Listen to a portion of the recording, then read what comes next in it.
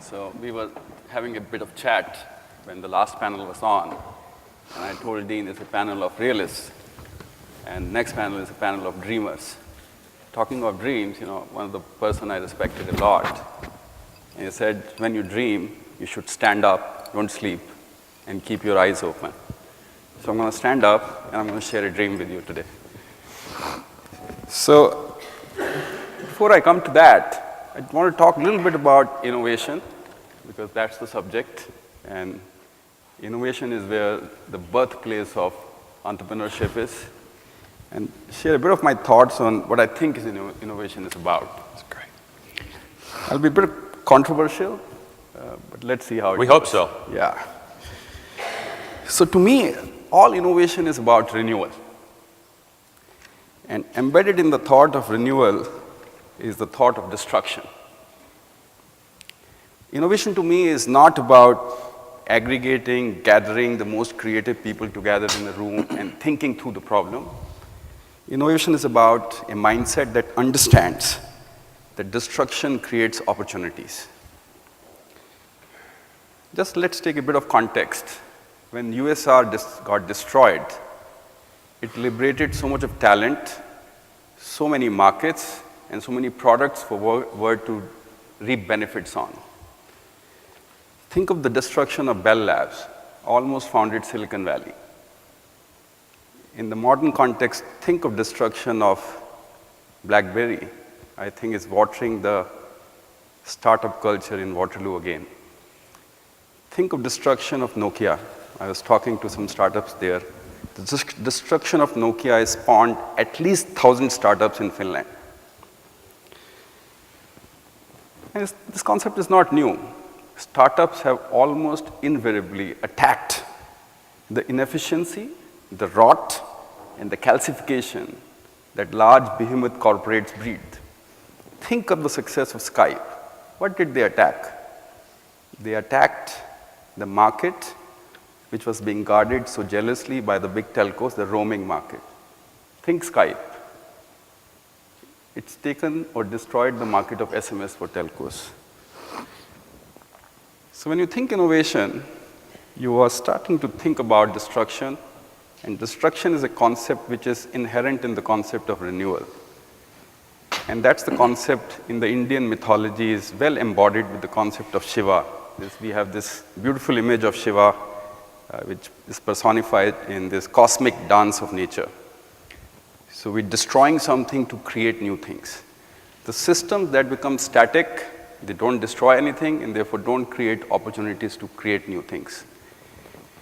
So the question is, how do we create these renewal systems or these renewal platforms or these renewal ecosystems or this, simply put, innovation platforms? So again, to me, innovation is again not this creative leap of one person's thinking. It's a process. To me, it's building a platform and an ecosystem which attracts and retains. Naveen, you talked about you leaving India, and my country has leaked talent like you for generations now. So innovation, the ecosystems of Silicon Valley that attracted you, attract and retain talent. These are the ecosystems that not only attract capital, but multiply capital many times over. And that's why Silicon Valley is such a great ecosystem. And finally, innovation ecosystems celebrate failure. And they build a culture where the cost of trial is zero. And they therefore create infinite trials.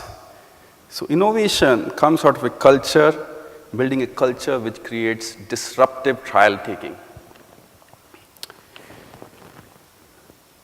When I start thinking about innovation platform, I think about platforms that create opportunities for people who did not have it before. So when I think of innovation in the context of what GSF is doing, we're creating a platform for those millions of entrepreneurs in the emerging world, in India, who never had the opportunities that entrepreneurs in Silicon Valley have. Innovation platforms also harness the excess capacities. I'll give you two examples. A very big innovation that has happened in recent time is Airbnb. what did they, what was the insight? Most of us have second homes. They're not being put to use. They created a system where the second home has become, the excess capacity of second home is being now leveraged and is actually challenging the hotel ecosystem. Think of Zipcar. We are in Northwest and many of you must be using Zipcar. Car is the most unproductive asset we can ever own. We only use 1% or 2% of the time that we own it. And they are creating a desire in the minds of the people not to own a car but use car. Think of YouTube, which is giving an opportunity and leveraging the excess capacity of creativity. And finally, I think innovation platforms not only accelerate serendipity, they almost engineer serendipity. And Kin is great because it's doing that. And how do they do it? They do it because they recognize and they create global plugins. They give you access to the networks, they plug into multiple communities, and finally they create their own innovative community.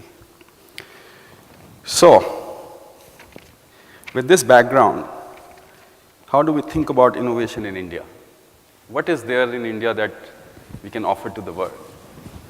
So on the surface of it, we've been leaking talent to the world for last, I think, 30, 40, 50 years, ever since the modern India was conceptualized into a nation, and people like Naveen have been leaving it. But in the last few years, I've seen it change. People like him want to invest back in India. He was talking to me this afternoon. And younger people to him want to come back, and many of them have come back to me and said, give me an opportunity, I want to do a startup in India. So from a leaking system, we are becoming an attracting of talent system of the world. Not there as yet. We have another problem. Our venture system doesn't dare the entrepreneurs to think big. When I talk to VCs in India, they tell me, you know, Rajesh, produce companies that are built around this concept of local friction, around the business models that we can defend. And I talk to them, what about companies that have global dreams? Can you provide them global lubrication? So I have a challenge. I have a challenge when I deal with Indian corporates, which are almost always bottom fishing, never doing any talent acquisition. When I come to Silicon Valley, I see every year 100 of companies are bought between Google, Facebook, Cisco, Intel, just for talent. So how do we innovate in such a system, and where is the hope? To me, the hope is in the market, the biggest hope. In the next 5 years, we have 1 billion plus people now on mobile phones. We have 100 million plus people on internet. But in the next 5 years, this market will put 500 million new mobile phone driven internet users in the market. And perhaps this will become the only market in the world where people, 500, 600 million people will have access to the internet only through mobile. It's not mobile first, only mobile market. And that could create a hotbed of innovation. To me, that's the biggest opportunity. And I invite all of you to take part in that. For me, the hope is in Indian entrepreneurs, people like Naveen. 80% of India works on daily wages.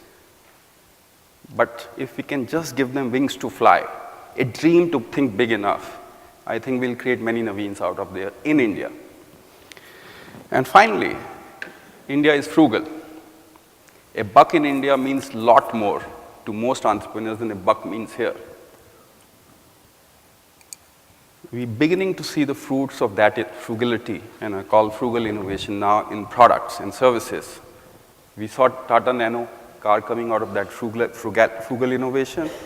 But think of, I was just in my relative's home at the night, and the way we sort of consume even shampoo in the bathrooms, there's the big jars kept there, and you sort of pour lots of it, comes on your head, and you put it. And the whole Walmart system or consumption here is driven by, with this thought or notion of buy more, consume more. You would be surprised to know that 90% of shampoo in India is sold in sachets, in unit of one consumption. Sachets this big. So we can teach the world how to be frugal about using resources.